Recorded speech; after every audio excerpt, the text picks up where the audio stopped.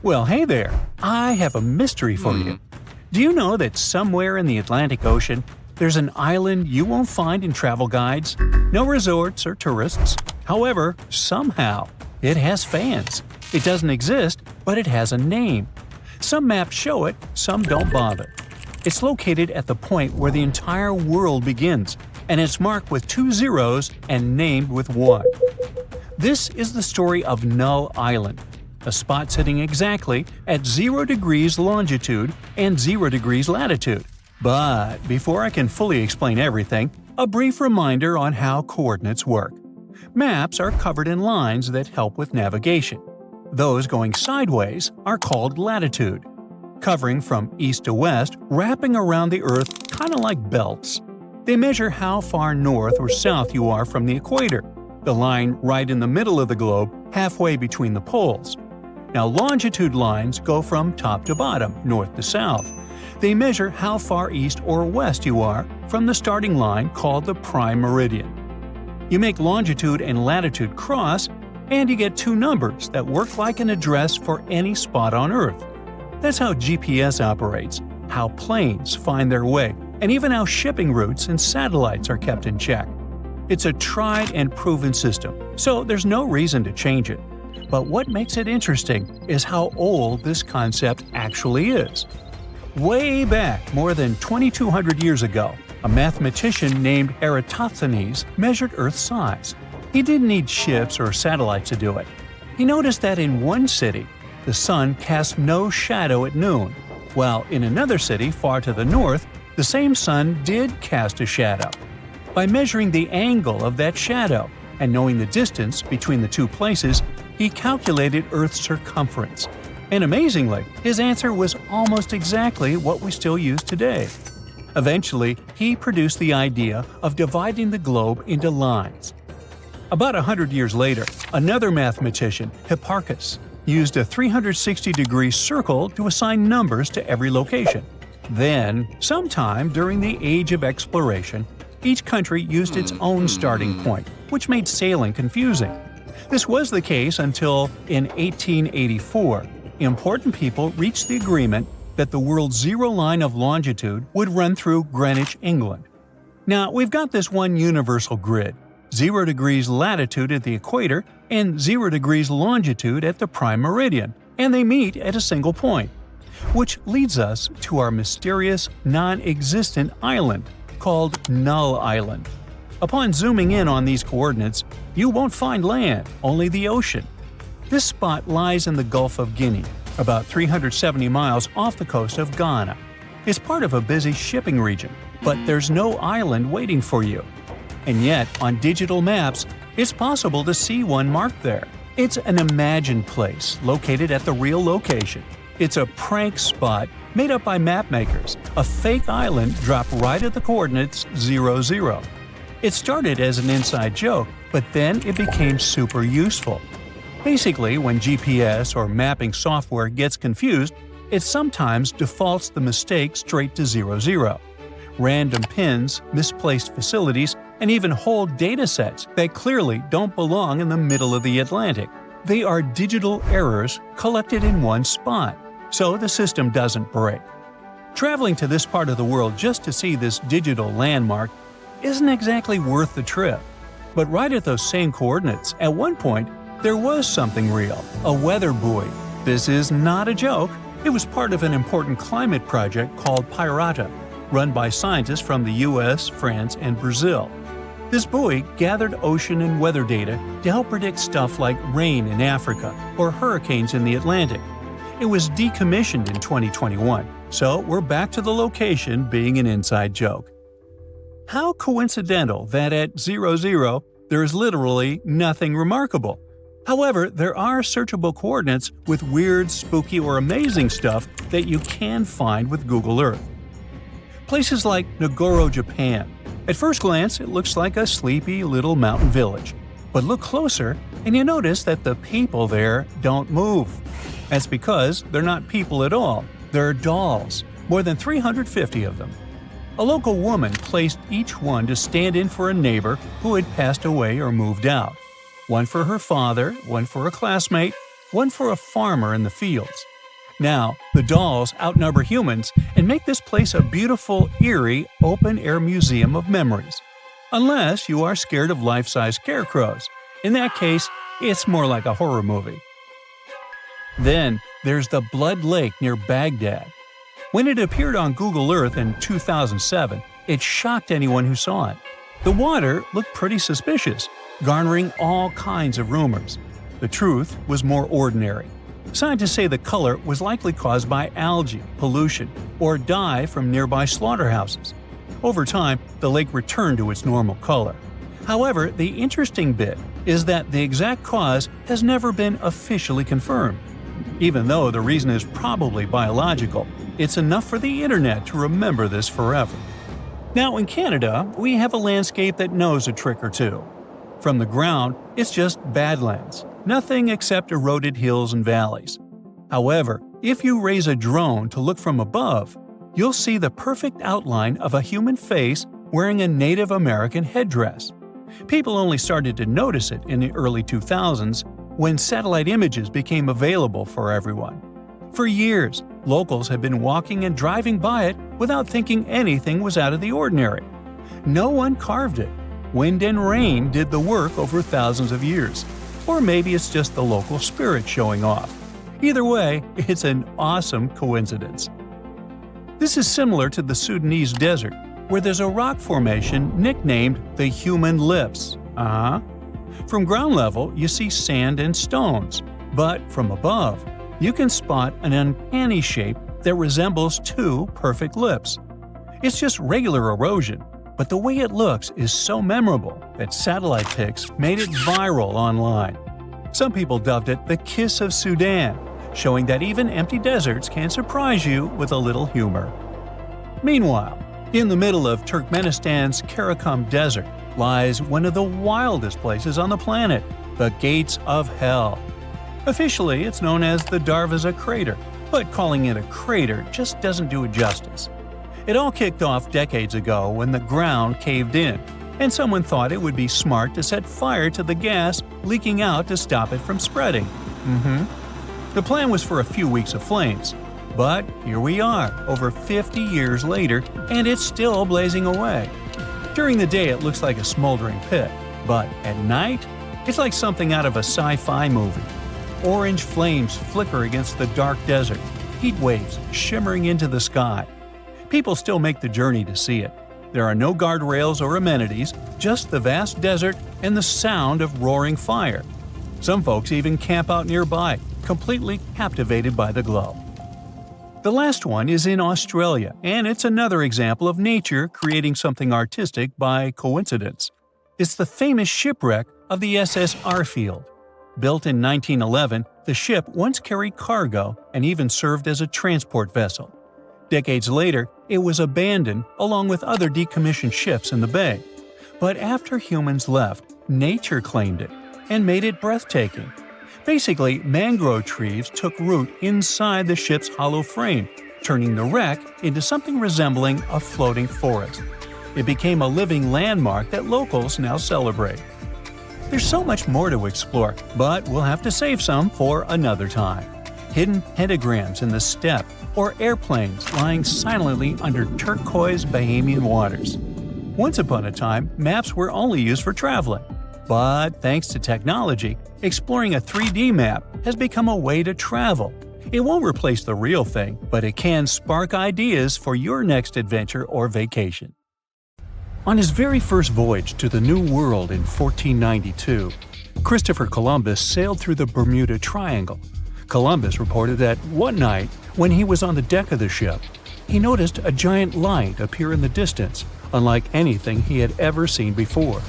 Columbus looked at his compass for direction, and it gave off erratic readings. You might have noticed that the Bermuda Triangle doesn't appear on any world map. This is because official institutions refuse to acknowledge that the area actually exists.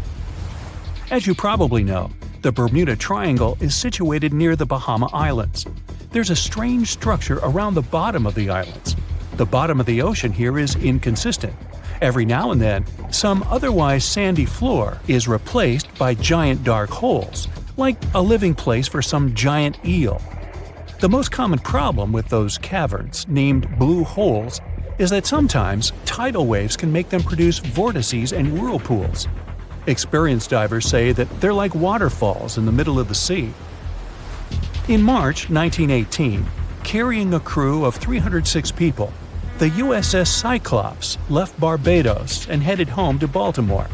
The ship passed through the Bermuda Triangle on its journey and was never seen again. The Cyclops never issued any distress signal and disappeared without any explanation, making it the largest ship to go missing in the Bermuda Triangle. No wreckage has ever been found. No one exactly knows how many ships and planes have disappeared in the Bermuda Triangle. The rough estimate is 50 ships and 20 planes. Most of the time, the disappearances had no explanation and no wreckage has ever been left behind. A lot of Bermuda Triangle stories feature reports allegedly received from missing aircraft and ships. There are reports about strange cloud formations, tunnels in the air or above water, or the sudden appearance of thick fog sparkling with electric lights. As legend suggests, some of these anomalies are not only capable of completely disorienting any vessel, but also removing them from where they were altogether. Some enthusiasts of this theory draw a line between it and the experimentations of Joseph Hutchinson, who is trying to prove that electromagnetic fields can collide with each other and produce all kinds of disturbances to reality itself. He's done countless experiments in which electromagnetic fields were able to make objects levitate, fly out of the water, and begin to illuminate. Hutchinson himself thinks that similar things may have their place in special places like the Bermuda Triangle. There are some strange structures lying at the bottom of this eerie area. Some even reported the presence of giant pyramids here. In reality, the only giant things here are overstatements. The structures don't look like pyramids at all. They are called the Bimini Road. It lies northwest of the shore of North Bimini Island. In fact, it consists of two strange rock formations. Both look suspiciously like building blocks. Research showed that underlying ground layers beneath the Bimini Road feature nothing but bedrock, with no possible cavities in it. That totally excludes any possibility of these rocks being part of a building. In the year 1800, a large sailing vessel called the USS Pickering departed from the U.S. on its way to the West Indies. The ship sailed into the Bermuda Triangle along with its 90-man crew and was never heard from again. The USS Pickering was the first ever confirmed ship to vanish in the Bermuda Triangle. It's believed that the ship was taken out by a storm, but because no wreckage was ever found, we'll never know for sure. William Shakespeare's famous play The Tempest was inspired by the Bermuda Triangle. Sailors returned home to England to tell stories of treacherous waters near the Bahamas where ships mysteriously disappeared. These stories made it back to the bard himself and inspired his final play about a storm at sea transporting a ship to a mysterious land. The shipwreck in Shakespeare's play is based on the 17th century ship Sea Venture. The ship was carrying supplies from England to Virginia when it was struck by a massive storm in the Bermuda Triangle. Sea Venture was battered by the storm for 3 days and barely made it to the shore. Survivors of the wreck were stranded on a desolate stretch of Bermuda for 9 months. The floor of the ocean in the area is littered with shipwrecks from all over the world and of all ages. And as you can imagine, this is a sweet spot for treasure hunters brave enough to challenge the mysterious waters of this place. One of these treasure hunters was lucky enough to come across a secret map made from the orbit of the planet in the 60s during one of the first flights into space. This map reveals a lot of shipwreck coordinates in the Caribbean area. The luckiest treasure hunter in the world believed that these coordinates should lead to the remains of the ship that was part of Christopher Columbus's expedition. What he found there was a huge, unidentifiable object plastered with layers and layers of coral. It had long protrusions sticking out of it in bunches of 5 in different directions. 2 more identical objects were found nearby. Just off the coast of Japan, you'll find the Bermuda Triangle of the Pacific Ocean. Between 1950 and 1954, 9 ships disappeared in this area without leaving a trace. The ship Maru 5 was sent to investigate these unexplained disappearances when it also vanished. After this incident, the Japanese authorities labeled the area a danger zone, and sailors are encouraged to avoid it. The local people of Andros Island, part of the Bahamas, have a legend in their folklore about a giant, vile octopus-like creature named Luska. Nobody knows how big this creature could be, but they believe it is responsible for the disappearance of vessels in the area. Strangely enough, some giant octopuses were seen and even caught nearby, though they weren't nearly as big as the legendary creature. On the other hand, a giant octopus capable of dragging ships to rock bottom? None have grown to a size this big as far as we know, so this version doesn't seem too concerning.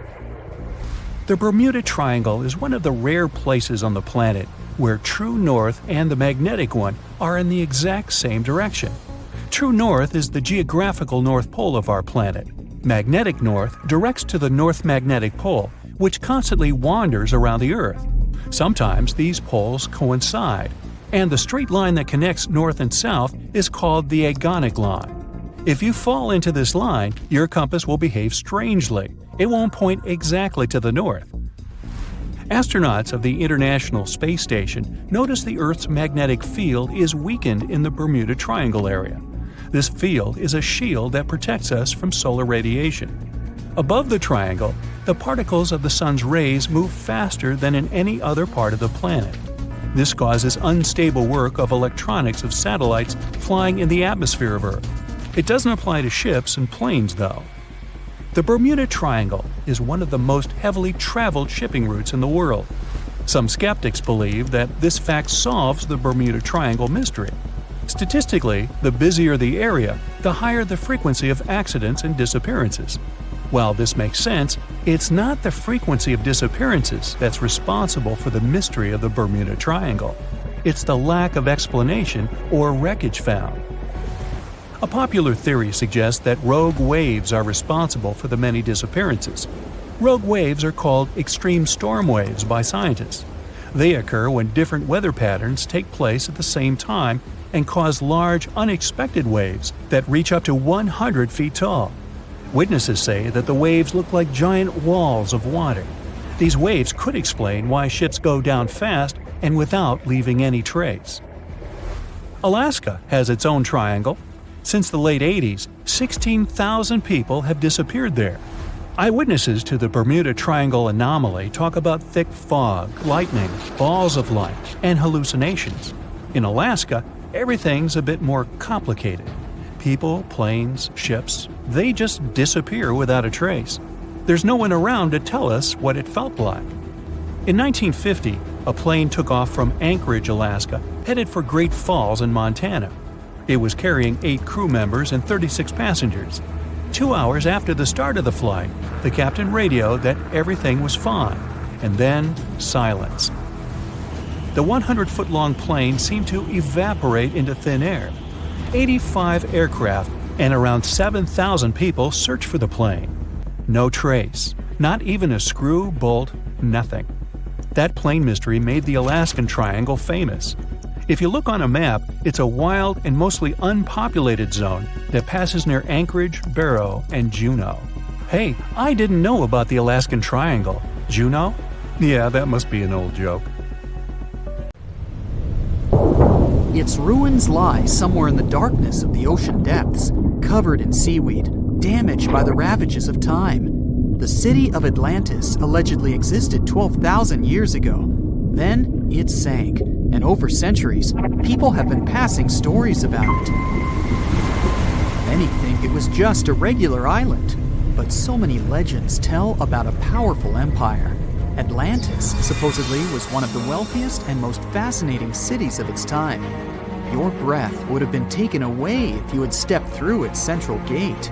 Amazing decorations and towering marble statues were all over the place. The rumor has it, the entire city is under the water now. Some people believe that it's on the seabed somewhere in the Bermuda Triangle. Some even claim that an underwater pyramid in the Atlantic is somehow responsible for all those planes, people, and boats that mysteriously disappear there, and no one can track them later. The story says that in the late 1960s, there was a group of treasure hunters that came across the ruins of an ancient city. It happened during one of their diving expeditions in the Bermuda region off the coast of Miami. They spoke about the intriguing remains of the city and mentioned a glass pyramid they also stumbled upon there. They claimed it was bigger than any other pyramid, even those discovered in Egypt. Of course, those were just stories. But unusual things do happen in that area. For example, volatile water currents or a strong vortex that occurs from time to time.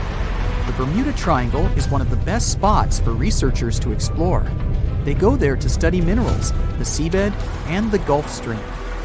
They study how the ocean influences weather. The geological structure of the planet's crust deep down under the ocean floor is especially interesting. The deepest point in the Atlantic Ocean lies in the Bermuda Triangle. Researchers have done a lot of studies and drilling there to find out what lies a couple of miles beneath the seabed in that area. There's an awesome variety of seabed landforms in the Bermuda Triangle. You can hardly see anything like that anywhere else on Earth, especially if you keep in mind that this is a relatively small ocean region. Look at this shelf with shallow banks. There are also plateaus, plains, and deep-sea trenches. If you believe the Bermuda Triangle is some sort of a trap, you're not wrong, considering its complex geological structure. There are a couple of groups of seamounts in the eastern and northern regions of the triangle. They're mostly unnamed. Some of them are up to 650 feet high. At such heights, they would be considered regular hills on the surface. But by ocean standards, these so-called underwater hills are like small mountains. They're either elliptical or round. You can see that if you take a look from above. There are more seamounts in the Pacific than in the Atlantic Ocean. The underwater world in the Atlantic is less diverse than in the Pacific, unless we're talking about the Bermuda Triangle. The limestone platform that forms the bottom of the triangle is nearly 3.7 miles deep, and this entire thick layer consists of the remains of small ancient creatures. In 2019, a big group of geologists published an article where they claimed that the triangle formed as a result of strong volcanic activity. For years, people believed there were ancient, long-extinct volcanoes that brought the Bermuda Islands from the sea bottom. So, one theory says the Bermuda Islands formed because there were disruptions in magma flows. Pieces of ancient plates that were already in the mantle went up to the surface, and then they mixed. That's how many volcanic islands in the oceans could form. Knowing this, science fiction writers let their imagination run wild. They told stories about scary creatures and mystical cities, or islands, hidden deep down beneath all those layers. All these mysterious stories encourage people to create their own theories. In the 15th century, a well-known man named Christopher Columbus was on what would later become one of the greatest and most important expeditions ever. He was one of the first people to tell stories about a mysterious region that was later called the Bermuda Triangle. This area was first known as the Somers Isles, named after British naval hero and privateer George Somers. But Spanish explorer Juan de Bermudez discovered the island in 1505, and that's when the area got the name it has today. So, Columbus mentioned some pretty strange sightings within the area, starting with a light similar to that of a candle moving up and down in the distance. He immediately warned his crew and asked them to look at the light, which kept vanishing and reappearing. He spoke about stars that seemed to move around in the sky. The needle of their compass went crazy too. But the most unusual thing he claimed he had seen was an unknown glowing object coming out of the sea and shooting toward the sky. Many people these days believe there was nothing really unusual there. Those must have been lights coming from another ship or from the shore. But Bermuda intrigues us today too. It's a roughly triangular area where ships disappear without any trace. Sometimes they show up later, but empty and with not a single person on board. But more often, no one ever finds their wrecks. And it's not just ships. Planes go missing too. The training sailing ship HMS Atalanta was one of the first cases in the string of mysteries of the Bermuda Triangle. The ship left a dockyard in Bermuda and headed in the direction of England back in 1880. It never reached the British Isles. It actually never even left the Bermuda region. It just went missing, and no one ever found any trace of it. Some said the ship disappeared because of a powerful storm they came across on their route. The crew members probably didn't have enough experience to handle such a situation. Back then, everyone wanted to know what had happened to the ship. How could it just disappear like that? It made headlines. People were coming up with all kinds of possible theories about what could have happened. The story continued with the coal carrier Cyclops. In 1918, it sailed off the island of Barbados, and after a couple of days, the situation repeated. The ship disappeared without a trace, along with more than 300 people on board. 3 years later, in 1921, a Coast Guard on the Diamond Shoals near Cape Hatteras, North Carolina, discovered a massive commercial ship that ran aground. The Guard was prepared to help people in trouble, but they had no one to save. The ship was empty. None of the passengers or crew members were there. Some theories about this accident included pirates, but no one really found out what had happened. Flight 19 turned out to be one of the most famous incidents in that area. An entire group of aircraft disappeared in the area in 1945. A further rescue expedition didn't go well either, because one of the mariners with 13 crew members also went missing. And it's not that such things only happened a long time ago. A 29-foot-long ship with 20 people on board went missing a day after it was due to arrive at Lake Worth, Florida. There were neither any records of the ship nor any distress signal. The search mission involved boats and aircraft and lasted 84 hours. The rescue team covered an area that was nearly 2 times the size of the entire state of Massachusetts, but still nothing. The Bermuda Triangle is a place of great mystery, but the islands are a perfect spot for travelers. It's an excellent place if you're into golfing, for example. So, if you're lucky, you might easily run into some famous golf players or celebrities while there. And here's something interesting for music fans. John Lennon got inspiration for nearly 25 of his songs on one of these fascinating islands. In 1945, 5 TBF Avenger aircraft took flight for a routine training exercise around the Bermuda Triangle. In the middle of the exercise, the planes were struck by intense rain and heavy winds, despite the clear weather forecast. The pilots became extremely disoriented and radioed the base to report that their navigational equipment had stopped working. The last thing the base heard was, "When the first plane drops below 10 gallons, we all go down together." And then, static. The 5 planes and their 14 passengers were never seen or heard from again. On his very first voyage to the New World in 1492, Christopher Columbus sailed through the Bermuda Triangle. Columbus reported that one night, when he was on the deck of the ship, he noticed a giant light appear in the distance, unlike anything he had ever seen before. Columbus looked at his compass for direction, and it gave off erratic readings.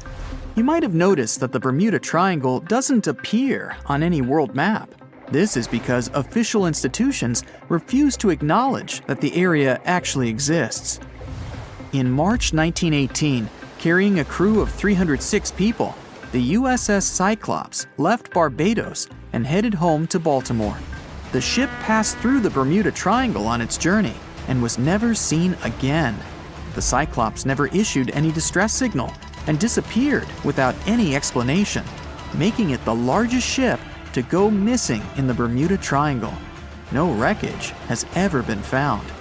No one exactly knows how many ships and planes have disappeared in the Bermuda Triangle. The rough estimate is 50 ships and 20 planes. Most of the time, the disappearances had no explanation and no wreckage has ever been left behind. In the year 1800, a large sailing vessel called the USS Pickering departed from the U.S. on its way to the West Indies. The ship sailed into the Bermuda Triangle along with its 90-man crew and was never heard from again. The USS Pickering was the first ever confirmed ship to vanish in the Bermuda Triangle. It's believed that the ship was taken out by a storm, but because no wreckage was ever found, we'll never know for sure. William Shakespeare's famous play, The Tempest, was inspired by the Bermuda Triangle. Sailors returned home to England to tell stories of treacherous waters near the Bahamas where ships mysteriously disappeared. These stories made it back to the bard himself and inspired his final play about a storm at sea transporting a ship to a mysterious land. The shipwreck in Shakespeare's play is based on the 17th century ship Sea Venture. The ship was carrying supplies from England to Virginia when it was struck by a massive storm in the Bermuda Triangle. Sea Venture was battered by the storm for 3 days and barely made it to the shore. Survivors of the wreck were stranded on a desolate stretch of Bermuda for 9 months. When the TBF Avenger planes went missing, a massive search operation was conducted. Boats and planes searched the Bermuda Triangle for any signs of the aircraft. One of the boats searching was a PBM-5 Mariner airboat. The airboat took flight at 7:27 p.m. and called in a routine radio message 3 minutes later. Then, it was never heard from again. No trace was ever found of the rescue airboat or the 5 Avenger aircraft. A huge investigation was launched into the disappearance of all these vehicles, but nothing was ever discovered. Because the Bermuda Triangle isn't a recognized place, no one knows its exact location or size. Some people believe it covers around 500,000 square miles around the Bermuda area. Other people believe the triangle is as big as 1.5 million square miles. The Bermuda Triangle is one of the most heavily traveled shipping routes in the world. Some skeptics believe that this fact solves the Bermuda Triangle mystery. Statistically, the busier the area, the higher the frequency of accidents and disappearances. While this makes sense, it's not the frequency of disappearances that's responsible for the mystery of the Bermuda Triangle. It's the lack of explanation or wreckage found. The Bermuda Triangle is home to the deepest point in the Atlantic Ocean, the Milwaukee Deep. The area has a maximum depth of over 27,000 feet. This is one of the deepest points in the ocean floor, but still not close to the massive 35,000 feet of the Mariana Trench. But the huge depth might explain how such little wreckage has been found. The Bermuda Triangle is home to some pretty intense and unexpected weather. Storms build up quickly and unexpectedly, then disappear soon after. If you blink, you might miss it. This could explain why few distress signals are issued. Pilots and sailors never saw the weather coming. In the year 1800 again, the ship USS Insurgent was on patrol when it stopped briefly at a coastal base before heading back out to sea. That was the last time USS Insurgent was ever seen. A severe storm reportedly struck the West Indies around that time. It's believed that storm was so powerful, it could have caused the sinking of both the USS Insurgent and USS Pickering, which vanished around the same time. Like the Pickering, no wreckage of the Insurgent was ever discovered. A popular theory suggests that rogue waves are responsible for many disappearances. Rogue waves are called extreme storm waves by scientists. They occur when different weather patterns take place at the same time and cause large unexpected waves that reach up to 100 feet tall. Witnesses say that the waves look like giant walls of water. These waves could explain why ships go down fast and without leaving any trace. Joshua Slocum was an extremely talented sailor. He was the first person to ever sail single-handedly around the world. But sadly, he was no match for the Bermuda Triangle. In November 1909, Slocum said goodbye to his wife and set off on one of his usual winter voyages to the West Indies. Slocum's wife reported him missing after several months passed without any contact. It's said that he called in at Miami to resupply before vanishing into the Bermuda Triangle. Just off the coast of Japan, you'll find the Bermuda Triangle of the Pacific Ocean. They call it the Dragon's Triangle. Between 1950 and 1954, 9 ships disappeared in this area without leaving a trace. The ship Kaiomaru 5 was sent to investigate these unexplained disappearances when it also vanished. After this incident, the Japanese authorities labeled the area as a danger zone, and sailors are encouraged to avoid it. On the ocean floor, decomposing organisms let off large concentrations of methane gas that gets trapped under the water. This gas can build up until, boom, it ruptures. The gas surges up to the surface and erupts. If a ship was in the area of one of these ruptures, the water would become much less dense and cause the ship to sink rapidly and without warning. Scientists believe this could be the cause of the many disappearances in the Bermuda Triangle. While this theory makes a lot of sense, it doesn't seem too likely. The United States Geological Survey has stated that no large releases of gas are believed to have occurred in the Bermuda Triangle for the past 15,000 years. In July 2015, 2 teenagers disappeared after setting sail off the coast of Florida. There's some mystery about what the 2 teens were really getting up to.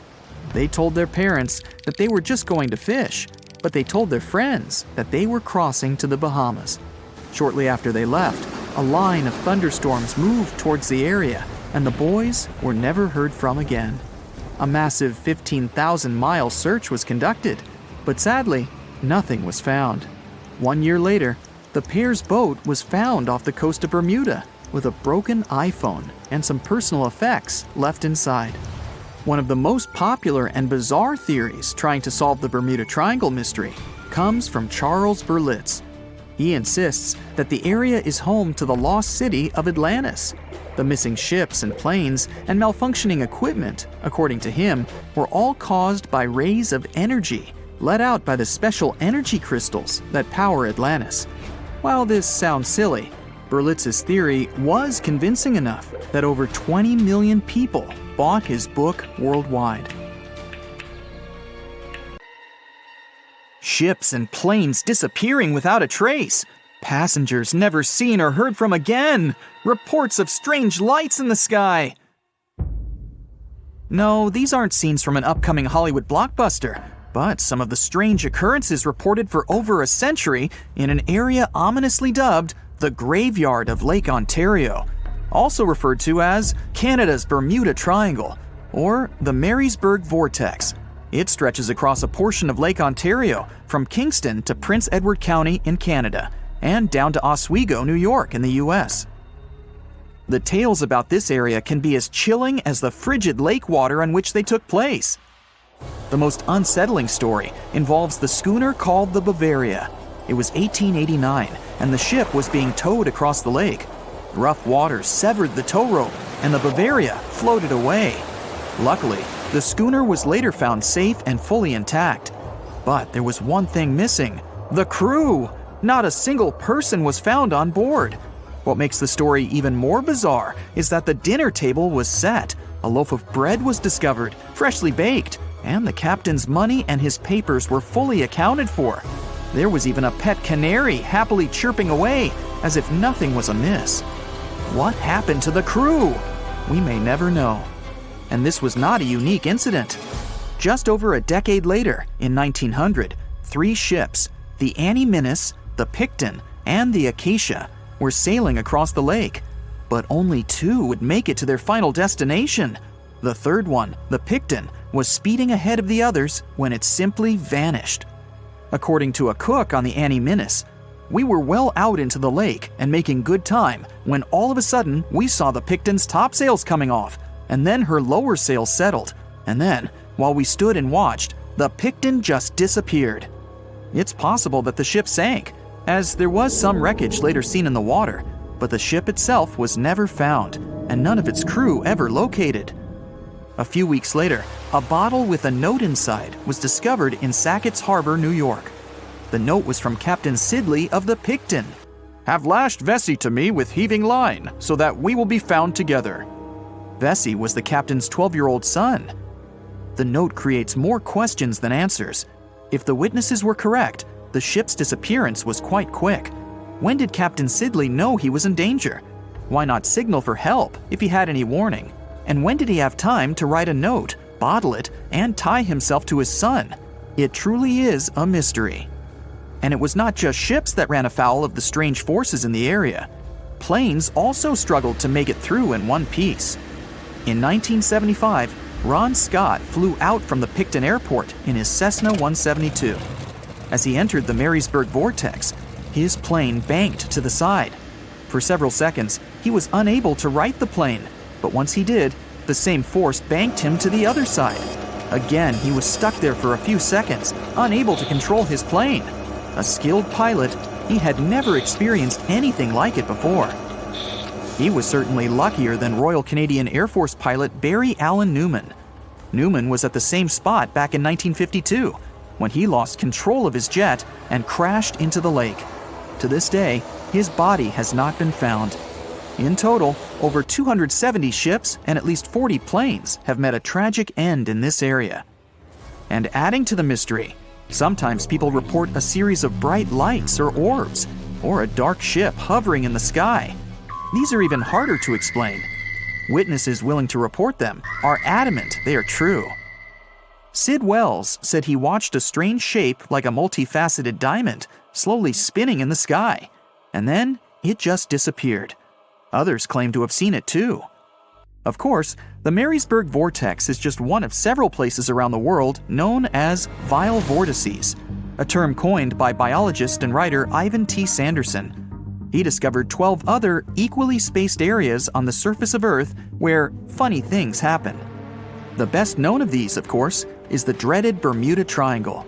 Situated in the Atlantic Ocean between Bermuda, Florida, and Puerto Rico, it has been blamed for the disappearance of thousands of people. They went in, on boats or in planes, but they never came out. Even the explorer Christopher Columbus experienced the mystery of the Bermuda Triangle during his first voyage to America in 1492. He said the compasses pointed in the wrong direction, the sea levels seemed to change dramatically, and he even spotted strange lights in the sky. In 1918, the USS Cyclops, which was one of the US Navy's biggest fuel ships, disappeared there. Since the 309 crew members were declared lost at sea when the Cyclops vanished, it's seen as the largest loss of life in the history of the US Navy in a single incident. At the time, the weather was good. The one message sent that day from the ship indicated no issues or concerns, and a distress signal was never sent. A thorough naval investigation followed. Its conclusion? Many theories have been advanced, but none that satisfactorily accounts for the ship's disappearance. In other words, the investigators were stumped. There's also the Dragon's Triangle, located in the Pacific Ocean. The most disturbing story involves a group of Japanese vessels that disappeared in the 1950s. When researchers were sent to investigate what happened, they too disappeared. In each case, it's impossible to truly know what occurred, and it's easy to get caught up in stories of giant sea monsters lurking beneath the waves. Who doesn't like a good scare? And Sanderson was willing to accept the possibility of such stories being true. He believed the vile vortices that he studied could be explained by anything from a wrinkle in the space-time continuum to magnetic abnormalities to underwater people. Of course, Sanderson was not only a huge fan of strange places, he also wrote about strange creatures like Bigfoot and the Loch Ness Monster. His skills as an impartial scientist are questionable though. In 1948, he claimed that some three-toed footprints found at Clearwater Beach in Florida were proof of 15-foot-tall penguins, arguing that they were impossible to fake.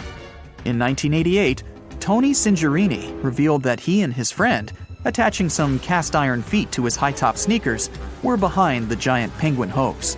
So maybe Sanderson isn't the most reliable source after all, but there are also some very compelling and wholly natural explanations. Let's look specifically at the Marysburg vortex.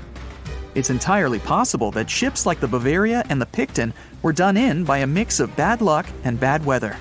Unsettled weather is certainly not uncommon on Lake Ontario, and flash storms on the open water can prove dangerous to the most skilled sailor. And even today, with advances in weather forecasting, we get it wrong all the time. Back then, there was no way to predict that a storm was just around the corner. And the weather was just one issue. Historian Mark Seguin said that the area was always known to be dangerous, as the lakebed quickly becomes shallow along the eastern shore. There are also small rocky islands and shoals scattered throughout the area, making sailing a risky venture, especially for larger vessels or those weighed down by heavy cargo. By the mid-20th century, modern weather forecasting and improved shipbuilding alleviated most of the hazards of the Great Lakes shipping, resulting in fewer losses. The last major shipwreck in any of the Great Lakes was that of the SS Edmund Fitzgerald, which sank off the coast of Lake Superior in 1975, with 29 crew members going down with it. It seems the vortex is no match for human progress. And as for lights or images in the sky, in most cases, it's the result of an interesting phenomenon called thermal or temperature inversion. When this happens, a layer of warm air becomes trapped under cold air. This can result in mirages or reflections.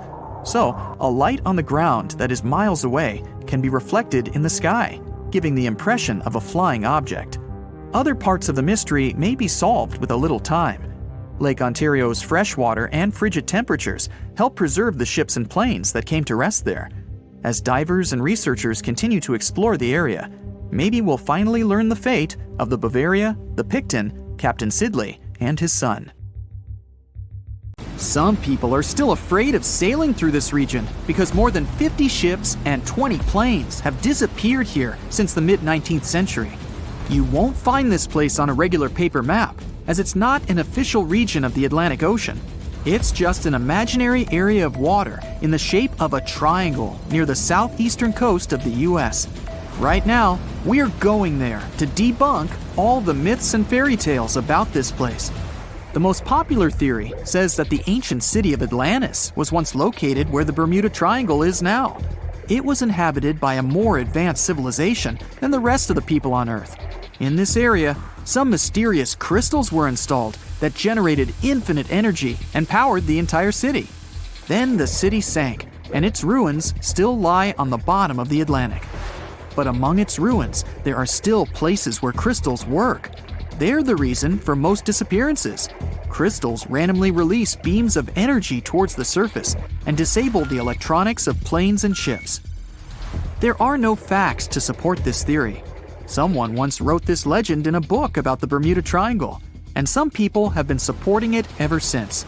However, there's some oddity associated with electronics. Astronauts of the International Space Station noticed the Earth's magnetic field is weakened in the Bermuda Triangle area. This field is a shield that protects us from solar radiation. Above the triangle, the particles of the sun's rays move faster than in any other part of the planet. This causes unstable work in the electronics of satellites flying in the atmosphere of Earth. It doesn't apply to ships and planes, though. There's also a theory that the Bermuda Triangle is the center of a magnetic anomaly causing navigation errors, but regular checks of the magnetic map of this region don't reveal any issues. You arrive at the place, the water is calm, and there's no coming storm in sight. You look at the compass and see the arrow moving from side to side. Oh no, it's begun! Panic rises within you, and you quickly turn the steering wheel of the ship to sail away from this place. Oh, stop. There has long been an explanation for the strange compass behavior in this area. The Bermuda Triangle is one of the rare places on the planet where true north and the magnetic one are in the exact same direction. True north is the geographic north pole of our planet. Magnetic north directs to the north magnetic pole, which constantly wanders around the Earth. Sometimes these poles coincide, and the straight line that connects north and south is called the agonic line. If you fall into this line, your compass will behave strangely. It won't point exactly to the north. Imagine that you're the captain of a ship sailing in the Bermuda Triangle at the beginning of the 20th century. You need to know where north is to get to the shore. You look at the compass, and it points incorrectly. You're deviating from your original course and sailing in the wrong direction. There's the Caribbean Sea, near the triangle, peppered with small islands. The sea floor here isn't deep. The ship can get in shallow waters. And now, the ship is stuck on a shoal, and you have no idea where you are. If this were the 21st century, the ship's captain would be able to reach the shore using GPS and other modern navigation. But the most interesting thing is that the compass would work correctly this time, since the magnetic North Pole hasn't already coincided with the true one for a long time in the territory of the Bermuda Triangle. The agonic line is somewhere far away from here. There are no problems with navigation now, but for some reason, this is where ships disappear. In fact, not just here. Throughout the Atlantic Ocean, There are places where many more ships have gone. The Bermuda Triangle is not even in the top 10 of such places.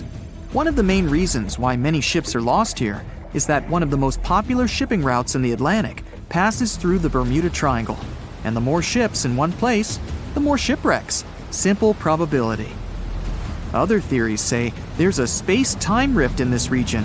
Ships and planes fall into this rift and end up in the past or the future. But for some reason, there's not a single proof of this myth. There's no reason to think that the rift is hidden somewhere here. The base of an extraterrestrial civilization is located in the Bermuda Triangle. Visitors from other galaxies steal sea vessels along with the crew, so no one finds the wreckage of the ships.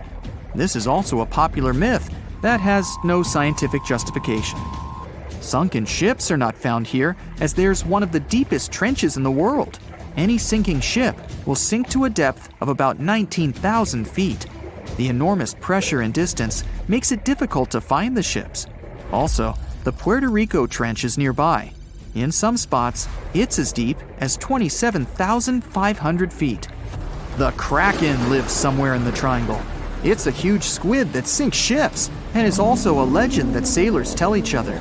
However, gigantic squids live in the depths of the ocean. They can grow to the size of half a train car, but no cases have been recorded where they have sunk a large vessel. And in the area of the Bermuda Triangle, they've never even been seen. People in the past didn't know about the existence of these creatures, so when they saw them for the first time, they described them as huge, terrible monsters. Giant squids are some of the most elusive creatures on Earth, and scientists had to use sonar equipment to find them. They don't like to leave the dark depths and are likely to be afraid of the sound of any ship. A more realistic hypothesis about the mystery of the Bermuda Triangle is methane. Large deposits of this gas can be found under the seafloor of this region. From there, methane is released into the water. It takes the form of huge bubbles that quickly rise to the surface. Then, the gas makes the water almost boil, creating waves that sink ships. The theory is quite realistic, but numerous studies still haven't confirmed the presence of an increased concentration of methane in the region. Last time this phenomenon occurred was 15,000 years ago. Another credible theory implies the appearance of rogue waves. Imagine a clear, calm sea without wind. Suddenly, you hear a loud hum. In just a few seconds, a huge wave, 100 feet tall, appears from the calm surface and falls on your ship. Some scientists believe rogue waves are created by a surface sea current colliding with a strong headwind. There's a version claiming the wave is born because of the collision of warm and cold currents. But the most interesting theory says the waves are formed by kinetic vampirism. Under certain natural conditions, waves can exchange kinetic energy. And among all the waves, there will be one, the vampire, that gets the energy of all the others. When it accumulates enough energy, the vampire wave spills it out. This explains the force of the impact and its sudden disappearance. This phenomenon is observed in all the waters of the world's oceans, but there's no evidence that it occurs most often in the Bermuda Triangle. If rogue waves appeared there, it was not during a calm. A restless sea is the main reason for ship disappearances in the Bermuda Triangle. Severe storms and hurricanes are a frequent thing there, because the Bermuda Islands is an area of high pressure that diverts thunderstorms towards the triangle. Huge waves simply overturn ships, and thunder and lightning flashes disable planes' electronics. There's nothing mysterious about this. Storms and ship disappearances occur in all oceans, but a lot of legends were made exactly about the Bermuda Triangle. It all started in the middle of the 20th century, when a book was published that tells us that Atlantis lies in the waters of the triangle. No proof was given, but people liked this mysterious theory so much, they began to build upon it. They started making documentaries about it and writing new books. Each material devoted to the fantastic nature of the triangle was based not on facts, but the theories of other written books and films. And when a topic is popular, you can make money on it. Readers enjoy it, and authors are rewarded. If you draw up a map, trace a line connecting the island of Bermuda, Puerto Rico, Miami, and back to Bermuda, what do you get? The infamous triangle, known for swallowing thousands of ships and aircraft over the centuries. But there's a new mystery to this already enigmatic place. Something's lurking deep in the waters below, and it's leaving bizarre clues of its existence. Splash! Your submarine hits the water surface. You descend 100, 1,000, 2,000, 3,000 feet. It's getting darker. The sub's walls creak as the pressure grows. Over 1,400 psi. It's like the weight of a grand piano squeezing every square inch of your body from all sides. You've made it to your destination. All that's left is to spot the beast. Just in time. Among the black void, you see a bright green glow off in the distance. It's getting closer. As it approaches, it gets bigger. This is it! The creature that's been leaving strange circular markings on fish, dolphins, whales, and even other sharks. Behold, the cookie cutter shark! Don't let its size fool you. It may be no longer than a bowling pin, but this creature is a parasite. It attaches itself to other marine animals using its neatly arranged serrated teeth. With one bite, it fills its belly, detaches, and goes on about its day. Its mobile snack also swims away with its life. The only evidence of this rendezvous, a cookie-shaped mark on its body. Don't assume you're safe in your submarine. These bold little guys have been known to go after subs too. You decide not to risk the shark punching a hole in the only thing keeping you from being squished to a pulp by the surrounding water. You journey on to meet other bizarre creatures lurking in the Bermuda Triangle. At twice the depth, you'll find the dragonfish. Unlike other deep water inhabitants, these things produce light in the infrared range. Blue and green is what other fish stick to. This gives the dragonfish a huge advantage. It provides itself with light that other marine dwellers just can't perceive. Things that want to eat the dragonfish can't detect this light, as well as the critters the dragonfish likes to feed on. A truly unique deep-sea dweller is the vampire squid. Neither vampire nor squid, or octopus, this thing is a unique species of its own. It has the largest eyes compared to body size of any animal on the entire planet. When the vampire squid feels threatened, it curls its arms up and around its body. Essentially, the thing turns itself inside out. Another animal to avoid down here is the terrifying bobbit worm. It buries itself in the seafloor, leaving a small part of its body out. It waits for dinner time with its pincer-like mouth parts open. What's on the menu? Other worms and fish that can be 7 times bigger than the bobbit. It uses its 5 antennas to sense when lunch is close enough to snap. In an instant, the worm launches forward and grabs its lunch with its mouth parts. It's not done yet. Once it's got its jaws locked onto its lunch, the worm injects it with venom and pulls it down into the burrow to feast. One of the deepest trenches in the Bermuda Triangle is the tongue of the ocean. This is also the secret breeding grounds of tiger sharks. You'll instantly recognize them thanks to those darker gray tiger stripes on their sides. They're the second largest predatory shark species after the great white. And with a big size comes a big appetite.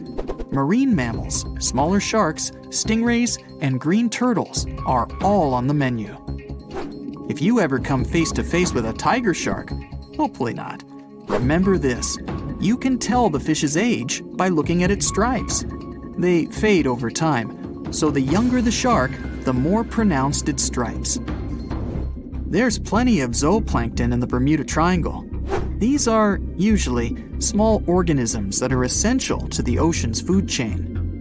But get this, if nothing ate them and they were left to grow out of control, zooplankton would cover the entire world in layers and layers in just 4 months. Oh, and the largest type of zooplankton is the jellyfish. Jellyfish were around long before dinosaurs. You probably know your body is 60% water. A jellyfish is 95%. So if it gets washed onto the shore, after a few hours, most of its body just evaporates into the air. There's also a jellyfish that lives forever. The immortal jellyfish can revert itself back to its polyp stage and then grow again. Sounds like something from another planet, but it's no space jelly. Those do exist, by the way. Back in the 1990s, NASA raised jellyfish in space to see what zero gravity does to them. They were just fine living up there in the cosmos. When they came back down to Earth, though, they had trouble adjusting. The European eel hasn't been to space, but it is quite a globetrotter. It travels all the way from Europe to the Sargasso Sea, where the Bermuda Triangle is located. In the larval stage, it just drifts around the ocean for as long as 3 years sometimes. It's also the chameleon of the sea. Over the years, the European eel changes color, going from translucent to yellow to metallic silver. They're nocturnal and secretive, pretty much the ideal companion to have when you raid the fridge at midnight. A giant squid over half the length of a football field once washed up on a Florida beach. Researchers suspected this behemoth came from the Atlantic Ocean near the Bermuda Triangle. Giant squids are the longest invertebrates, meaning they have no backbone. They also have the biggest eyes on Earth, ever. They're as large as a soccer ball. Another creature found near the Bermuda Triangle is Sterer's cave shrimp. They were so good at keeping to themselves that no one knew these creatures even existed until 2011. Some female cave shrimps carry an impressive number of eggs along with them. Scientists discovered one female had around 2,000 eggs attached to her body. The Bermuda petrel is the national bird of, yes, you guessed it, Bermuda. It's the second rarest seabird on the planet. In fact, people thought it was extinct until 1951, when they spotted a few on the island. It has an eerie cry that'll send shivers down your spine. The Nassau grouper can only be found on the coasts of South Florida. This fish lies in wait and ambushes its lunch of other fish, crabs, and lobsters. It's sort of like a vacuum cleaner because it inhales its food through its huge mouth. The fish has a cool defense mechanism too. Like the chameleon, it changes color when it feels it's in danger. Sometimes it takes on a lighter or darker shade of its own color to blend in with the environment. So, you may spot a Nassau grouper, or you may not. If you happen to visit the Bermuda Triangle, you'll probably see a hammerhead shark. They use that iconic hammer-shaped head to pin their lunch, stingrays, onto the ocean floor. The shape of their head also gives them better vision. They can see almost 360 degrees all around, above and below them. Well, save for one blind spot right in front of their nose. The hawksbill sea turtle may not look intimidating, but this guy will eat anything it can get its bird-like beak around. Sea sponges, algae, and even venomous jellyfish. A lot of the stuff on their menu is inedible for most, but their body fat can absorb the venom and toxins, so they go unscathed. The Bermuda Triangle is also home to green glowworms. They're not really worms, but larvae. They produce that bright light from an organ near their tail. This light makes smaller creatures come toward them, making it easy for them to catch their lunch. Most of the time, they look pretty ordinary, but they have an oddly fixed schedule. Every third night after the full moon during the summer, at an exact time, the glowworm lights up. But back to more nightmarish creatures of the Bermuda Triangle. There's the goblin shark, known as a living fossil because it's the only one left of its animal family. It's only about the length of your forearm and looks like nothing special. But watch closely as its lunch gets too close. Boom! The shark's jaw shoots out of its mouth and grabs onto the unlucky creature. Once the teeth have locked in, the jaw goes right back in the shark's mouth. And yes, you share the planet with this thing. Now, the Bermuda Triangle is the most mysterious area in the world. But there is another strange place that also deserves some attention. It's another triangle that's on land in the USA. Its points connect with Reno, Fresno, and Las Vegas, covering 25,000 square miles. Welcome to the Nevada Triangle, a place so difficult to access it was only fully explored in 1912. It's part of the Sierra Nevada, a massive mountain range filled with dizzying high mountain peaks and glaciers sitting frozen at the highest peaks. For the past 60 years, up to 2,000 aircraft had disappeared here without a trace. Only some people are aware of this mysterious place and the secrets it conceals. In 1942, a plane with 2 people inside was flying over the Sierra Nevada, performing standard training drills. The nearest airfield had only been built, and the Nevada Triangle was yet to gain a reputation. Although the skies surrounding the plane were clear on that day, the area was virtually untested. And as the plane flew over the intimidating mountain pass, it suddenly disappeared. When the airfield realized the plane didn't return, they arranged for a quick search. But the mountainous desert area is so vast, making it impossible to locate anything. Several years went by, and more planes continued to mysteriously go missing without an explanation. Inconveniently, this was at a time when other strange events occurred, causing bizarre theories. The Roswell incident in 1947 had caused speculation about its secrecy. Even though the event wasn't in the Nevada Triangle, people at the time couldn't help but assume that it was linked to the planes. Of course, later it was confirmed that it was just a weather balloon, but everyone believed that something extraterrestrial was at work. Later, in 1955, the famous testing site Area 51 was built. It quickly grew a reputation as a highly restricted area. Curious civilians were quickly removed from the area if they strayed too close, and planes were ready to intercept anyone that dared approach from the sky. With this new secret location directly next door to the Nevada Triangle, it increased the curiosity about what was inside, with more rumors that these people were hiding something intergalactic, or that they were monitoring whatever it was taking the planes from the Nevada Triangle. But as the years flew past and fewer planes disappeared, the mysteries faded. The old rumors soon became only local folklore, until one day a hiker came across a piece of a plane. The piece had been frozen within one of the glaciers, and over the years, as the ice melted with each season, the pieces descended further down the mountain. A search was made for the rest of the plane.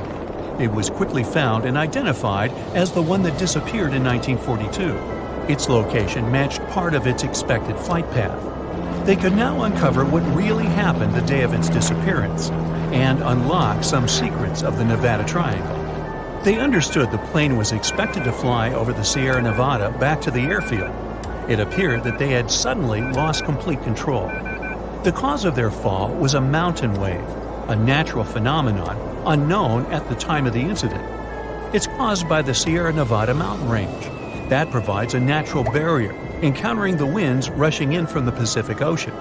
As winds follow inland, they create a wave traveling upwards to 14,000 feet high and follow 70 miles over the high peaks.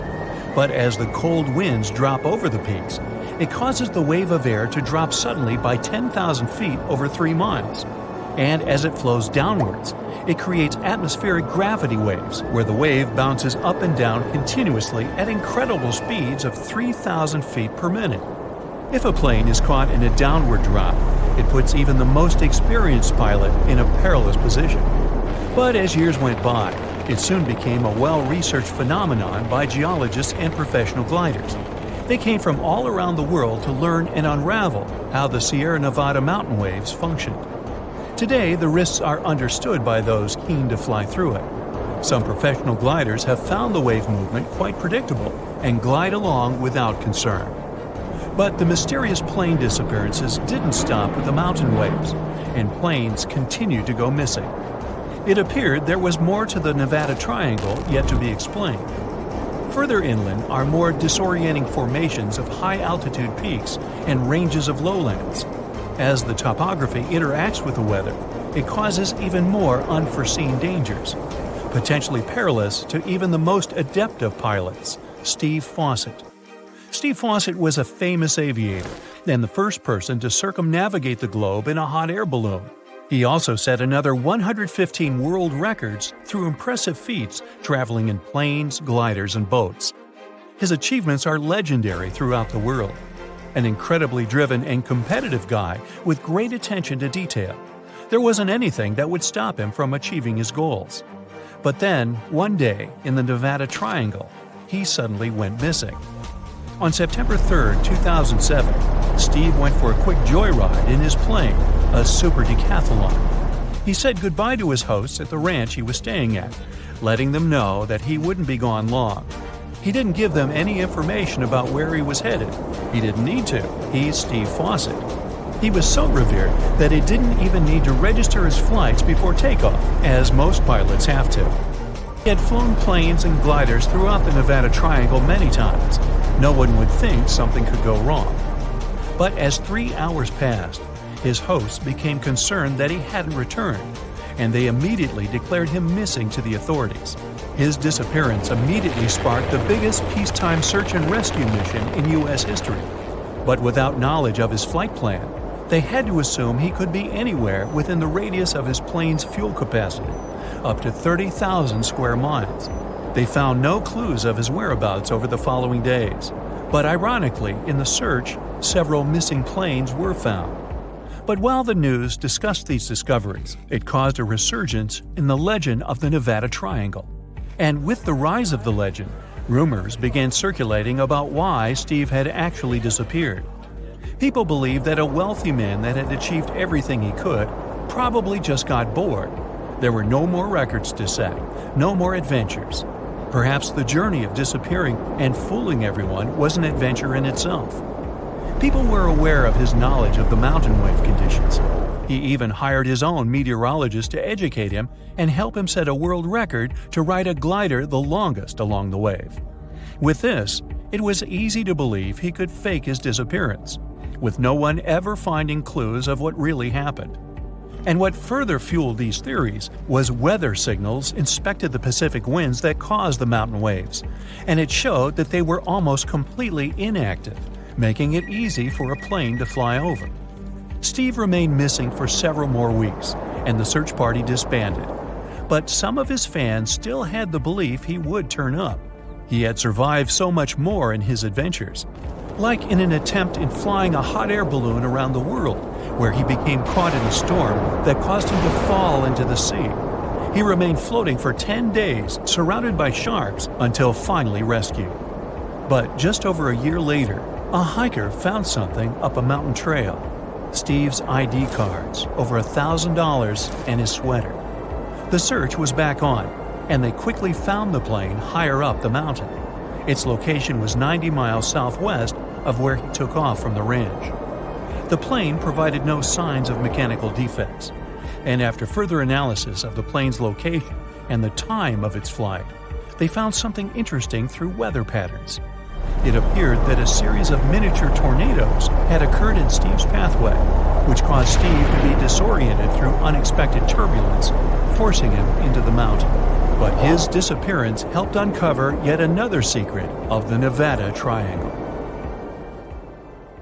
The moon shines brightly and illuminates the black water of the ocean. Thick fog descends on it in ominous silence. Then, it's suddenly broken by the creaking of wooden boards, followed by a rippling of the waves. Through the fog, you see the outline of an old, large ship. Its hull is rusty, and a strange cold is coming from it. But the most unsettling thing is that there's no one on the deck. The ship sails without a crew. No, this isn't a mythical Flying Dutchman, but a very real ghost ship. September 2nd, 2019. The British Royal Navy's ice patrol ship, called the HMS Protector, sails through the calm waters of the Atlantic Ocean. The time is 11 p.m. Some of the ship's crew are on deck, while others are sleeping in their cabins. The captain steers the ship and looks straight at the horizon. The sky is lit up by an orange twilight, and clouds float in the distance.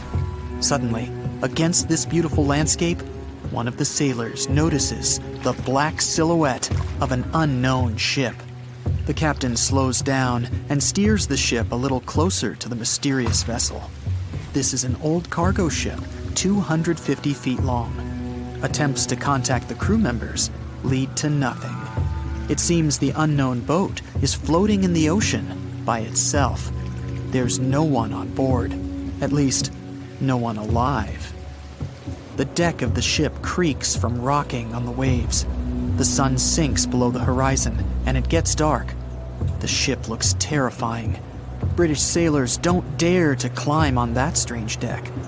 They take a photo, post it on the internet, and sail away. Many people on the internet will assume the sailors met a real ghost ship. 5 months later, we're in the village of Ballycotton in County Cork, Ireland. A local leaves the house early in the morning to go for a daily run. Music in his headphones, fresh cool air, and a scenic route are ideal conditions for a good workout. The jogger runs along the road on the coast of the Celtic Sea. There was a strong storm last night, and now the sea looks calm. The man runs along the top of a low cliff and notices a huge vessel. An old rusty cargo ship 250 feet long lies on the beach, right among the rocks. No people on board. It seems the ship has been here for ages, but the local is sure this vessel wasn't here yesterday. A little later, it turns out this is the same ship that the sailors from the HMS Protector saw 5 months ago, thousands of miles from this place. The cargo ship, called the Alta, was built in 1976. Nobody knows who used it all this time and for what purposes. It's only known that in 2017, the ship was purchased by a new owner and marked with the flag of Tanzania. It's important to say that almost all cargo ships are equipped with AIS, Automatic Identification System, which is needed to track ship movements in the ocean. Since 2015, something strange started happening with the Alta's AIS. The ship disappeared from the satellites, then reappeared again. Over the past few years, this ship had changed several names and flags. It's not surprising that its AIS shut off and turned on numerous times.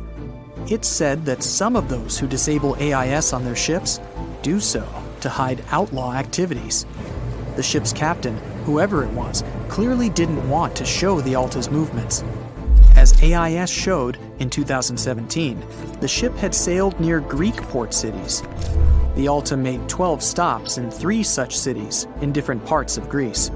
Then, the AIS signal disappeared, and 10 months later, the Alta reappeared near the northern coast of Africa, 1,200 miles from Greece. In September of 2018, the ship was sailing about 1,400 miles southeast of Bermuda, and at that time, the crew members started having problems. There were 10 people on board the Alta. On September 19th, the ship's engine failed right in the middle of the Atlantic Ocean. The nearest shore was very far away. The ship began to drift. As days passed, the crew couldn't fix the vessel. Food supplies were running low. The crew started to panic and tried to contact someone. The situation got worse as a strong hurricane was approaching the place where the ship broke down. Crew members contacted the U.S. Coast Guard. On October 2nd, a helicopter headed towards the ship. Food and water were unloaded on the Alta. This was enough for the crew to bide their time for several days. About a week later, a rescue boat sailed about 1,500 miles to reach the Alta and help the stranded sailors. Shortly before the start of the hurricane, American rescuers succeeded. The entire crew of the wrecked ship was taken to Puerto Rico. The Alta remained drifting in the ocean. After a while, another ship arrived to tow it to the coast of Guyana. Then, something went wrong again. The ship was hijacked. Who did it and why remains a mystery to this day. But then, for some unknown reason, the thieves decided to abandon the ship and left it to drift in the ocean. For almost a year, the ship's location couldn't be tracked. Then, in September 2019, the vessel was found by the British Royal Navy. How the Alta was able to cover the distance across the Atlantic and wash up on the coast of Ireland is unknown. an investigation has been launched in Ireland. It's necessary to identify the owner of the vessel and find a responsible person to take on the task of towing it. But no one has since been found. Once, an unknown person called the Irish authorities and introduced themselves as the owner of the ship, but didn't provide any evidence. Several barrels of oil were found on board the Alta. To dismantle the ship, the Irish authorities will need to spend about 10 million euros. Local residents are annoyed by the wreck too. Corroding metal is bad for the environment, and kids have already snuck on board and posted a video on the internet from inside the abandoned ship. The further fate of the Alta remains unresolved. It's still lying there. That ship sailed in the ocean for just 2 years. Now imagine if some other managed to drift for 38. In all that time, no one could catch this ship, and people still seek it. That vessel is called the SS Bechimo. It was a merchant ship owned by a Canadian trading company. In 1931, the ship got stuck in ice off the coast of Alaska. A strong snowstorm began. The team waited a week for it to end, but the storm only intensified. One day, the weather improved a bit, and part of the team was evacuated to the nearest city. Another part of the crew, with the captain, set up camp near the ship. The storm started again and didn't stop for a long time. The blizzard was so heavy that the ship's captain couldn't see beyond his arm's reach. Finally, when the storm was over, the captain saw that the ship simply vanished. He decided the Bechimo sank during the storm. A week later, the ship was found, drifting near the place where it was lost. The hull of the ship was damaged so badly that it was unsafe to sail on it.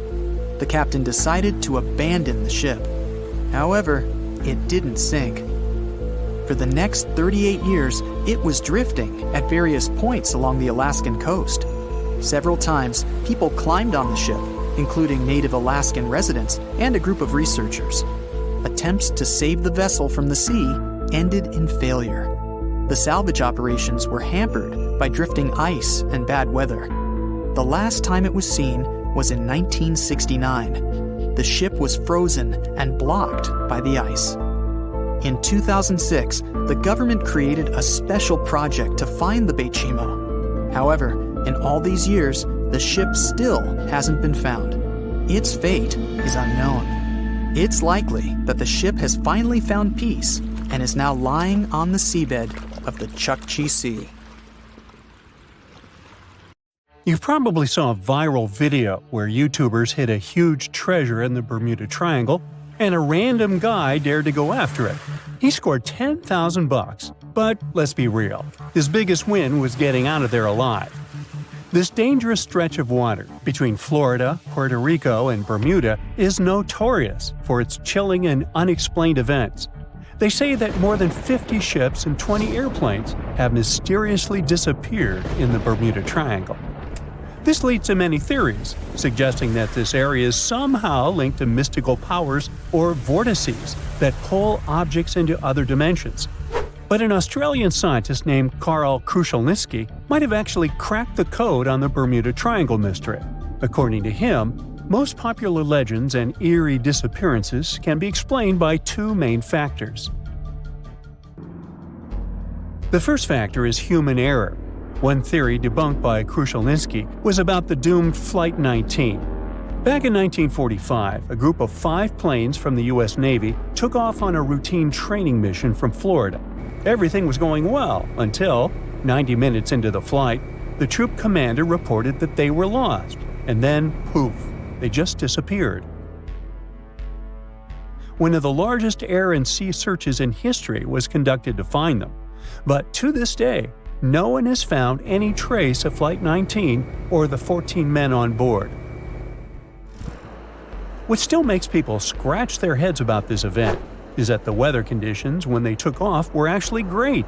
A relatively warm day, fluffy white clouds drifting across the sky, and a breezy wind coming from the southwest. Pretty standard for training flights, really, nothing out of the ordinary. So, what happened? It turns out that despite the flight leader having over 2,000 flying hours, he was a bad pilot, Actually, a really bad pilot. According to Krushelnyski, the commander was such a poor navigator that he had gotten lost at sea on at least 2 previous occasions before the Flight 19 incident. On that doomed day, he even tried to get someone to cover his shift but was unsuccessful, to the misfortune of his entire team. After their training flight exercise was completed successfully, both compasses on board stopped working. On the patrol's radio, his anxious voice said they were over land, or precisely, he was sure they were flying above the Florida Keys. But that didn't make any sense. He had made his scheduled pass over hens and chicken shoals in the Bahamas less than an hour earlier, but now he believed his plane had somehow drifted hundreds of miles off course and ended up in the Florida Keys. He couldn't have been more wrong. According to the most plausible theories about this case, what he thought was the Florida Keys was actually some small islands in the Bahamas. And here's where the real mess happened. Instead of turning back to the west, toward Florida, he kept flying east, deeper into the Atlantic Ocean. His plane eventually ran out of fuel, and you already know the rest of the story.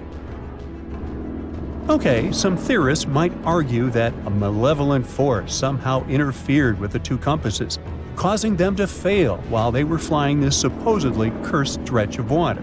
But let's face it, even if that were true, human error was the main factor here. The pilot shouldn't have mistaken the Bahamas Islands for the Keys. End of that story. Now let's talk about the second factor that, according to Krushelnyski, explains many of the strange disappearances in the Bermuda Triangle, and that's related to bad weather. A lot of Atlantic tropical storms and hurricanes actually pass right through the Bermuda Triangle. So before we had advanced weather forecasting, these storms had caused a bunch of ships to go missing back in the day. On top of that, the Gulf Stream runs through the area too. That's a super strong ocean current that can make the weather change quickly and sometimes pretty dramatically. So when you think about it, natural factors like these could explain many, if not most, of the disappearances. Take the USS Cyclops, for example.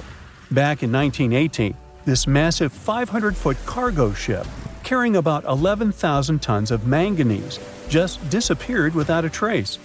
It was sailing from the West Indies to Baltimore, with 309 people on board. What makes this event extra eerie is that not a single distress signal was sent.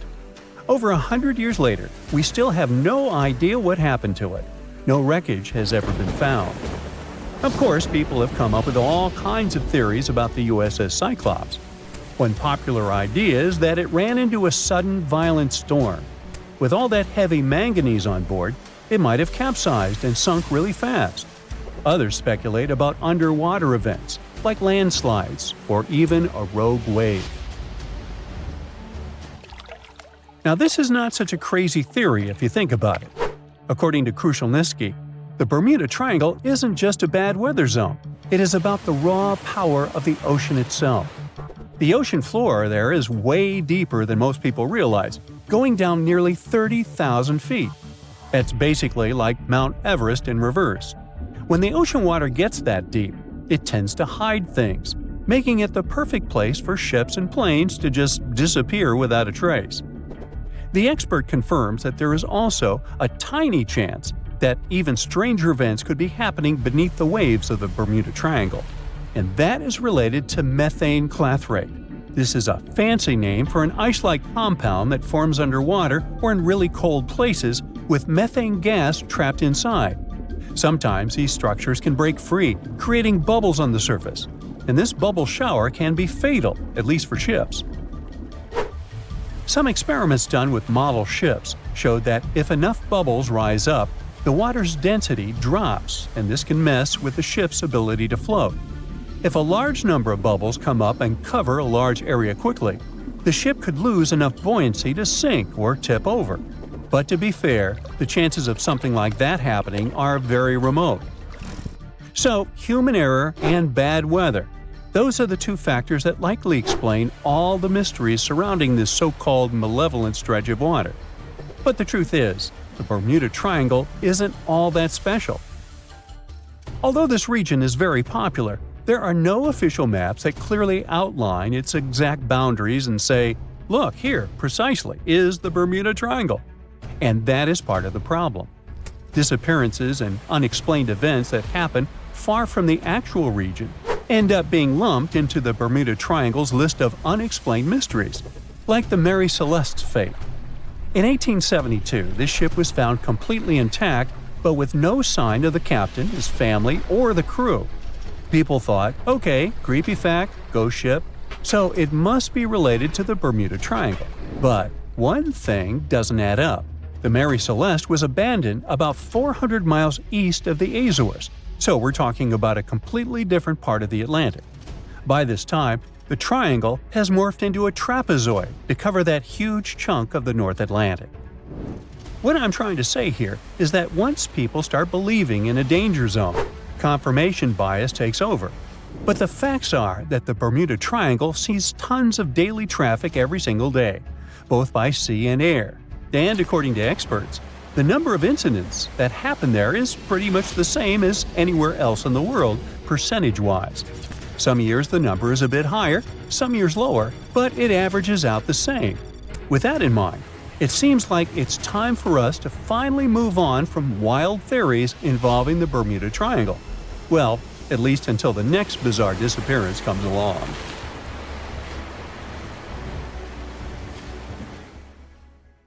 A bright flash on your left. Boom! Where did that lightning come from? Your plane shakes, your instruments stop working. A minute ago, the sky was clear and blue.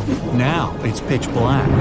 Your senses go haywire. You don't understand which way is up or down. It's a strange feeling. You're beyond time and space. Lightning flashes from all directions. Clouds envelop your plane and swirl it into a vortex. You grip the controls and repeat to yourself, "I'll get out of this. I'll get out." Through the dark and thick clouds, you see a ray of light. It's your only chance. Your plane flies toward the light like a moth to a flame, and whoosh! You break out of the terrible whirlwind. Your instruments are back to normal. The plane's no longer shaking. You're saved. That's how pilots who faced the Bermuda Triangle anomaly describe their experiences. Well, at least on TV shows. The huge chunk of ocean between Miami, Bermuda, and Puerto Rico remain the planet's most mysterious area. But it's not alone. Alaska has its own triangle. Since the late 80s, 16,000 people have disappeared there. Eyewitnesses to the Bermuda Triangle anomaly talk about thick fog, lightning, balls of light, and hallucinations. In Alaska, everything's a bit more complicated. People, planes, ships, they just disappear without a trace. There's no one around to tell us what it felt like. In 1950, a plane took off from Anchorage, Alaska, headed for Great Falls in Montana. It was carrying 8 crew members and 36 passengers. 2 hours after the start of the flight, the captain radioed in that everything was fine. Then, silence. The 100-foot-long plane seemed to evaporate into thin air. 85 aircraft and around 7,000 people searched for the plane. No trace. Not even a screw, bolt, nothing. That plane mystery made the Alaskan Triangle famous. If you look on a map, it's a wild and mostly unpopulated zone that passes near Anchorage, Barrow, and Juneau. If you connect the dots on a map, you get an epic triangle. You can fit the whole state of Oregon in it twice. If you read around, you'll find a bunch of major areas on the planet where weird stuff keeps happening over land, sea, desert, and jungle. Scientists have many questions about these places. They all have extreme electrical and magnetic anomalies. Planes and ships disappear in them. People hear stuff, see stuff, and here's some of them. China's Black Bamboo Valley looks like a Hollywood set for a seriously scary movie. Here, everything's creepy and mysterious. Ha, perfect. Imagine a bamboo forest that stretches up 130 feet. The green plants live extremely close to each other and barely let in any sunlight. A strange fog hangs in the air. Where it comes from and why it's always there, no one knows. And the mysteries don't end there. For centuries, people have disappeared in the vast forest. Scientists believe the site's crazy geology is to blame. Cracks can suddenly appear in the ground big enough to fall into. There are sharp changes in weather, and maybe even poisonous steam. Certain trees give it off when they fall to the ground. There's a long road through Ladakh in India. It's called the Magnetic Road. It slopes upwards and seems to violate the laws of gravity. Here's what happens. You drive to the foot of the hill, turn off the engine, and get out of the car. The car starts rolling uphill up to 12 miles per hour. Why does it happen? Theory 1. The hill has an incredibly strong magnetic pull, and it attracts cars once they get too close. The Indian Air Force supposedly avoids flying over it to avoid any interference with their equipment. Version 2. It's all just an optical illusion.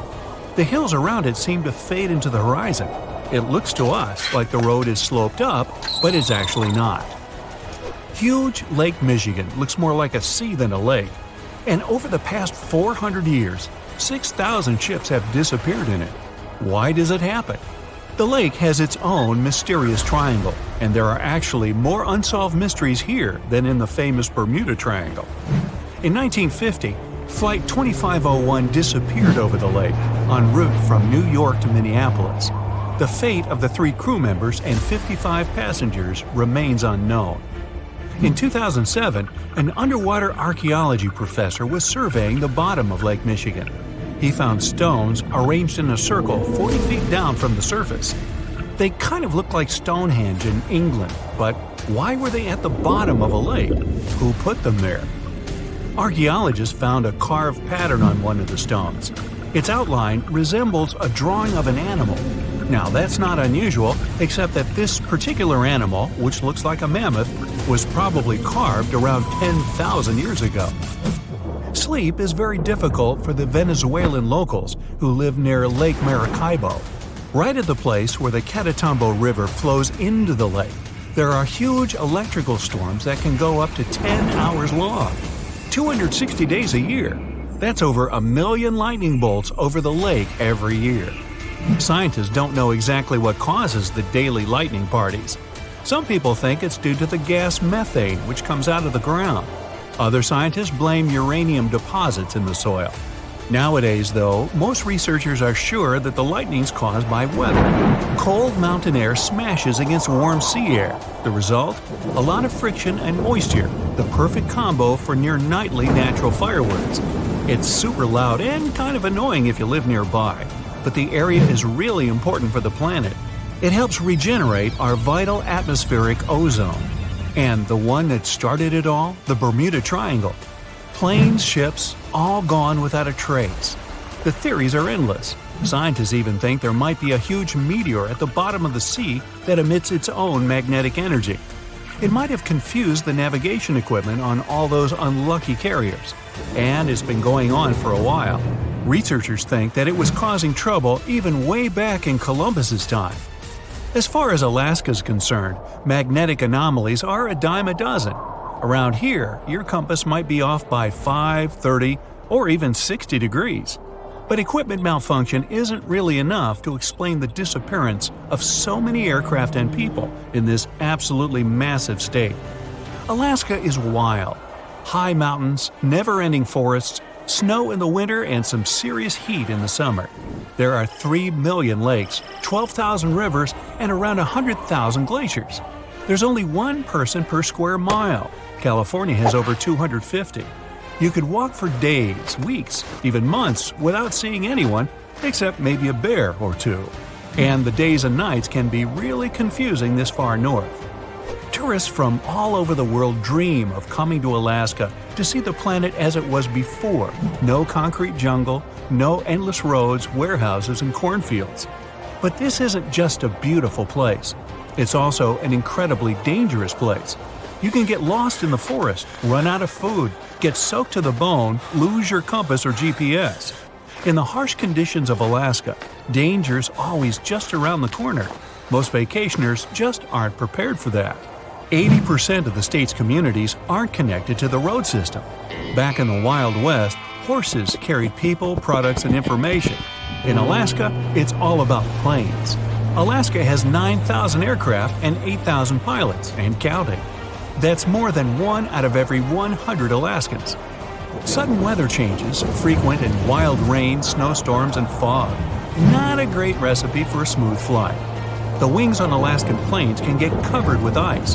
The fog can hide the snowy mountaintops, and strong gusts of wind can knock a tiny plane way off course. That's what those pilots have to deal with every time they take off. So, that plane that disappeared? Investigators believe that the Douglas C-54 Skymaster disappeared due to bad weather, and any debris was covered with snow or fell into a lake. 5% of Alaska is covered in glaciers, and there are loads of cracks in them, some big enough to fit a person, a few people, or even a whole airplane. The legend of the Bermuda Triangle. It's one of the few mysteries we still can't solve. Let's rewind back about 600 years. The story begins with an Italian man. He wanted to sail across the ocean to reach Asia, a continent rich with spices, silk, minerals, that kind of stuff. Getting there by land would take ridiculously long, so he figured, hey, why not to build some sturdy ships, gather a couple of sailors and set off to Asia? What could go wrong? That man was Christopher Columbus, by the way. In 1492, with a little help from Spain's royal family, he embarked on his journey. Everything was going well. Apart from totally going the wrong way. But as he got to the end of his voyage, he noticed something very strange. He didn't know it at the time, but he was sailing through the infamous Bermuda Triangle. The BT, the point of no return, the scary place between Bermuda, Puerto Rico, and Florida. There are loads of stories of ships, boats, and planes disappearing into this mysterious realm. Some were found years later, and some disappeared off the face of the earth, lying undiscovered at the bottom of the ocean. Maybe. We know one thing for sure. We have no clue what's going on over there. People have been trying to figure it out for years, but nothing. Zip, nada. So what was it that Christopher Columbus saw that fateful evening? What freaked him out so bad? According to his logs, Columbus saw a huge flash in the sky. I don't care how tough you are, if you're sailing around with no clue where you are, then you see a massive flash right in front of you, you'd find me hiding below deck, chewing on a lemon or something. That's not the only sea mystery out there, not by a long shot. Heard of the Kraken? A giant squid that can swallow a whole ship. No? You're lucky. Imagine cruising on a ship, wind in your hair, hands on your hips like, those old pirate movies. Then a huge squid creeps up on you from deep down in the cold, dark water. It wraps its tentacles around the ship and drags the whole thing to the bottom of the ocean. Good thing you packed a life raft. How about a colossal sea serpent chasing your boat at full speed looking for a midday snack? That thing is called a leviathan, and you better hope it's not real. Or sirens, mean but beautiful creatures of the sea. They like to hang out on rocks and sing karaoke. Their magical voices attract sailors who sail their ships right into the sharp rocks. Now, mermaids, on the other hand, totally awesome. They like karaoke too, but they're not into the whole ship smashing thing. Good old mermaids. They're real, right? And let's not forget peg-legged pirates. Arr! Lootin', raidin', saying arr every 2 seconds. Arr! What else do those guys do all day? So back to our Italian friend, Columbus. Maybe he just saw a thunderstorm. Duh, why didn't he think of that? Well, I'm not 600 years old, and I wasn't there. How on earth would I know? Weird thing is, he never mentioned any huge waves or heavy rain. No strong winds either. Just a single flash in the sky. Maybe some dolphins were setting off fireworks or something. After the flash, Columbus wrote that his compass needle started dancing all over the place. This keeps getting weirder and weirder. His report ends with a friendly turtle with sunglasses jumping out of the water, pushing the 3 ships to shore, and everyone went out to get hot dogs. Only kidding. So, what happened? Scientists now think they've got the answer. Drum roll. An asteroid crashed into the ocean. Case closed. But wait, what about that stuff with the compass? What does that have to do with an asteroid? Asteroids come in all different shapes and sizes, but they're like chocolate eggs, the best part's on the inside. They're packed full of minerals and metals worth trillions of dollars. Scientists are even trying to figure out how to land on a big one and mine it. It'd have to be a really big one. I'm talking about an asteroid the size of Rhode Island. Why? Because chances are it'd have a magnetic field around it, making it way easier to land on.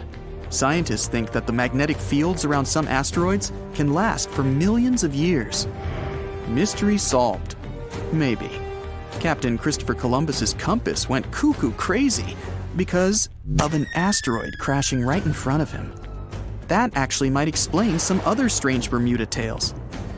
About 100 years ago, the USS Cyclops left Barbados on its way to Baltimore and sailed right through the middle of the Bermuda Triangle. It never arrived. Search teams spent ages looking, but they couldn't find anything. It just vanished, just like that. In 1945, 5 military planes vanished without a trace. They flew right over the Bermuda Triangle. So if there is an asteroid sitting at the bottom of the sea somewhere, why is it still causing problems 500 years later? Radar and old-school compasses rely on the Earth's magnetic field. Radar's how they track flights all around the world. A faulty radar reading? That would be a problem. Try putting a magnet near a compass and see what happens. The compass needle is its own little magnet, always pointing north. But if you put it next to a strong enough magnet, the needle will spin around to face it. What if that compass is all you've got to guide you to shore? Chinese ship captains were the first to invent compasses. Before that, people used to sail along the shore, or just to islands that they could see. Having compasses meant those early sailors could write down where they went, so other people could get there too. So now that we have all this new tech, the question is that asteroid even still down there? How would we get down there to find out? It wouldn't be the first ever deep sea dive. We've already been down the Mariana Trench, the deepest one on Earth. The Mariana Trench makes climbing Mount Everest look like a joke. Only 2 people have ever been down there. Because it's so deep, the water pressure is insane. The only way down is in a high-tech tank, something that won't crush in on itself under pressure. And that kind of thing doesn't come cheap. Down there, just a lot of darkness, quiet and beauty, and a bunch of weird animals. The Bermuda Triangle isn't as deep as the Mariana Trench, so we might get down there one day. We might see that asteroid that Columbus saw, this time with millions of tiny fish on it who've made it their home. All those lost ships and planes that disappeared should be down there somewhere. Or we might see something we were never expecting. We might find ancient species of squid, sharks, and turtles with special skills like night vision. We might find gold. Loads of ships full of gold and silver sank on their way back to Europe from the Americas. Some wrecks had evidence of fire. Some were split in two. Most of them are still out there. Japanese divers once found an ancient underwater pyramid-looking thing. They don't even know for sure if it was natural or man-made. Up in the Baltic Sea, someone snapped a bizarre sonar image of a spaceship? Or just a strange-looking rock? A Swiss lake was hiding a sweet vintage car. After it was dragged to shore and cleaned, it was sold for over $350,000, and the tires still had air in them. Japanese fishermen once found a small round boat that had a glass top on it. There was a red-haired woman inside. Some thought it was a fairy tale come true. Some thought she was a magical creature, and some thought she was a spy. The Bermuda Triangle sounds scary, but the islands near it are awesome. Bermuda is a tiny island where they speak English, and the other points of the triangle are the tip of Florida and the American island of Puerto Rico.